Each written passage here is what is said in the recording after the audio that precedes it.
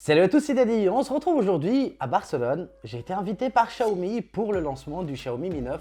Vous l'avez sans doute compris, normalement ce test aurait dû être une avant-première mondiale, mais il y a un autre youtubeur british qui me l'a déjà volé, entre guillemets.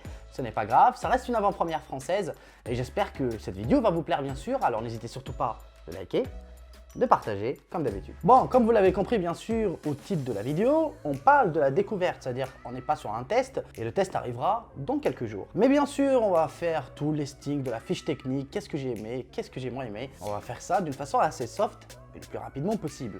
Comme ça, vous allez voir le maximum d'images qui soient le plus propre, voilà. Et on sait jamais si vous êtes sympa, si vous êtes gentil, si vous êtes adorable, voilà. Dites-moi pourquoi je devrais vous faire gagner ce Xiaomi Mi 9.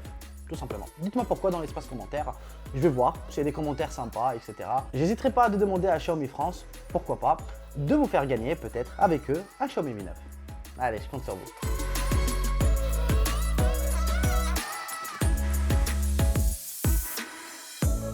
Bon, bien sûr, au moment où vous regardez cette vidéo, le déballage a déjà été fait, c'est normal. Mais je vais vous donner déjà ma première expérience, ma première impression dessus. Qu'est-ce que j'ai plus aimé? C'est pas uniquement une vidéo où je vais vous lister les fiches techniques. J'ai plus envie de vous parler voilà, de l'impression qui nous laisse ce smartphone directement dès qu'on l'a en main. Déjà primo, pour commencer, je sais qu'il y en a beaucoup qui vont me demander cette question, est-ce que le montant il est assez grand? Je sais, c'est devenu même quelque chose de très important. Et avant même de parler du packaging, eh ben, le montant il est vraiment très petit, il est quasiment similaire à celui du Mi Mix 3 que je trouve déjà très petit, mais vraiment très petit. Il se rapproche vraiment de celui de l'iPhone. Mais revenons maintenant au plus important, packaging, en fait déballage. Vous avez directement bien sûr la coque qui est fournie sur un petit paquet, voilà, avec la notice, voilà, je trouvais pas de nom. Donc vous avez la coque qui est fournie avec et vous avez aussi un adaptateur donc entre USB-C et prise jack. Vous le savez normalement, sur ce smartphone, vous n'avez pas de prise jack. Voilà, c'est jamais.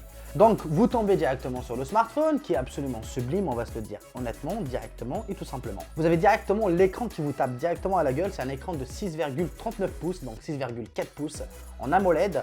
Et en toute honnêteté, l'écran il est sublime, il est super lumineux et on le voit directement au premier démarrage. Et vous l'avez compris, on n'a pas de Face ID comme sur le Mi 8. Voilà, donc c'est-à-dire Xiaomi ont décidé de le retirer. Je pense quasiment de toutes ces gammes parce que, enfin, je ne parle pas du Mi 8 Pro parce qu'il est déjà sorti, hein, mais je parle de la nouvelle série des Xiaomi.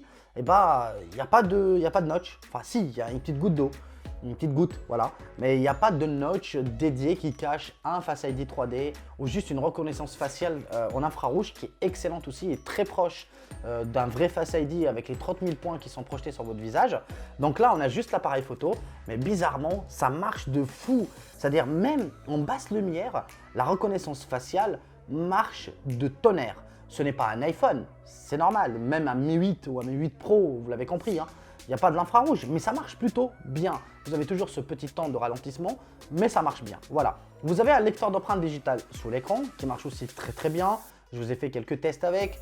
Voilà, ça marche plutôt bien, mais je reste personnellement plus persuadé par la technologie de la reconnaissance faciale plutôt que celle de la reconnaissance d'empreintes digitales sous l'écran. Parce que voilà, je pense que le futur est fait d'actions qu'on n'a plus à faire. Par exemple, en l'occurrence, le Face ID, bah, ça ne vous demande aucune action. Vous avez juste à regarder votre smartphone et celui-ci se déverrouille tout simplement. Et ce n'est pas, enfin c'est le cas sur celui-là, mais ce n'est pas une reconnaissance faciale qui est vraiment sécurisée. Donc c'est vraiment, disons, une photo tout simplement. Donc j'ai pas testé pour l'instant à essayer de le déverrouiller directement avec une photo. Mais à première vue, ça marche plutôt bien. Vous pouvez toujours basculer vers le lecteur d'empreintes digitales. Ce dernier marche très bien. Et pour revenir toujours à l'écran, AMOLED, comme j'ai dit, 6,4 pouces, extrêmement lumineux, avec des angles de vision très bonnes. Franchement, là je regarde en même temps, il est vraiment très bon. Je vous l'ai dit, sur les marques chinoises, il y en a beaucoup que j'aime beaucoup comme Honor, etc. Mais en toute honnêteté, j'ai testé le Huawei Mate 20 Pro et je trouve que les dalles AMOLED des Xiaomi sont nettement supérieures en termes de qualité.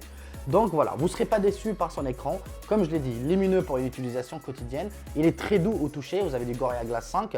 Donc voilà, vous ne serez pas déçu du tout par cet écran. Bon, maintenant on va voir sous le capot, qu'est-ce qu'il embarque, du moins pour la version que je possède personnellement. Je possède une version avec Snapdragon 855 qui est gravée sur 7 nanomètres. Vous l'avez compris, ça veut dire que maintenant Qualcomm a rattrapé Apple en termes de gravure une gravure sur 7 nanomètres permet d'avoir un smartphone encore plus puissant qui consomme beaucoup moins d'énergie, voilà, et qui propose encore beaucoup plus de fluidité, beaucoup plus de puissance, beaucoup moins de chauffe. C'est très intéressant. Et bah, comme c'est mentionné dans le titre, c'est le smartphone le plus puissant du moment que j'ai sous ma main. Après, vous avez le Galaxy S9 qui propose le nouveau Exynos, mais si vous fiez, encore une fois, je mets bien la barre entre guillemets, si vous fiez aux tests de benchmark, que ce soit Antutu ou Geekbench, eh ben, ce Xiaomi Mi 9 est le smartphone le plus puissant du monde à l'heure actuelle.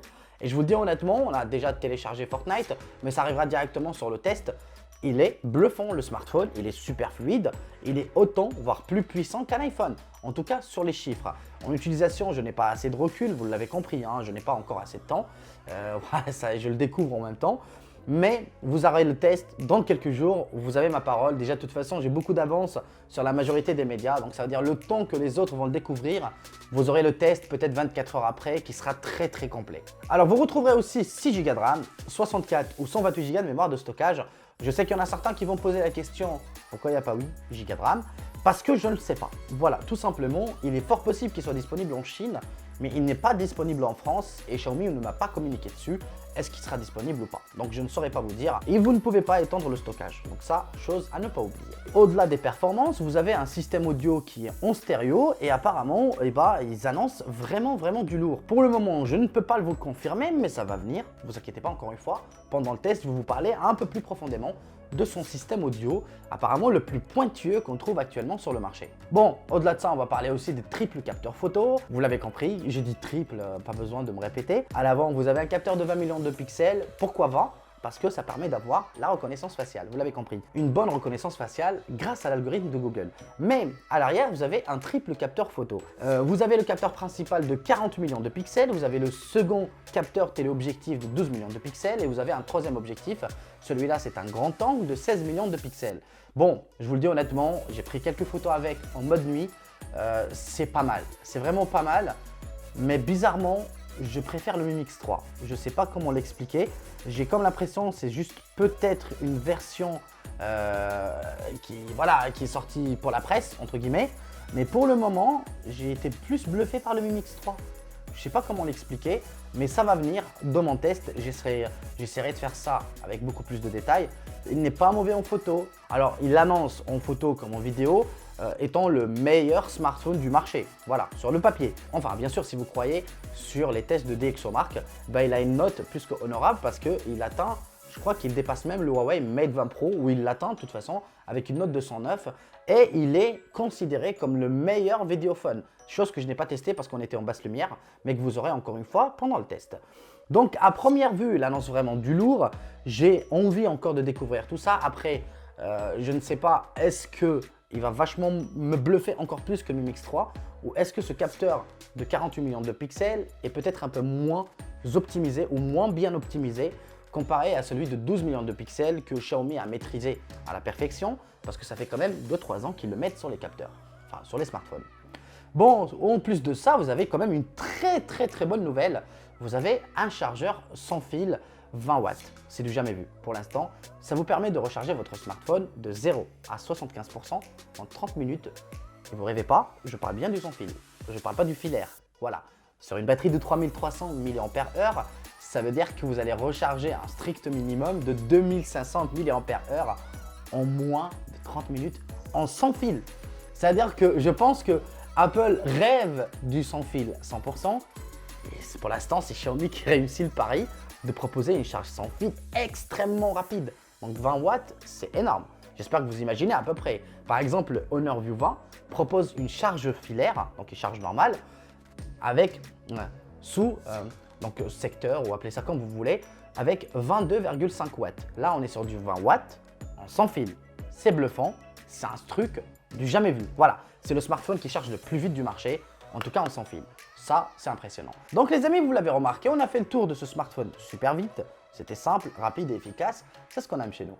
En tout cas, j'espère bien sûr que vous avez aimé, que vous avez liké, partagé et vous vous êtes abonné. Et on se dit à très vite pour une nouvelle vidéo, pour le test, etc. Et bien sûr, n'oubliez pas de me dire dans les commentaires pourquoi vous voulez que je vous fasse un concours avec un Xiaomi Mi 9. Et oui, bien sûr, j'ai oublié le prix. Eh bien, sachez bien sûr que le prix, il sera annoncé pendant les 2 prochaines semaines à 469 € sur sa version 75 sous sa version 64 Go. Donc ça veut dire que vous avez une ODR de 30 €. Au-delà des 2 semaines, il sera vendu pour le tarif de 499 €. Donc on peut dire 500 €. Bon bref, c'est la fin de la vidéo. À très vite. Adios.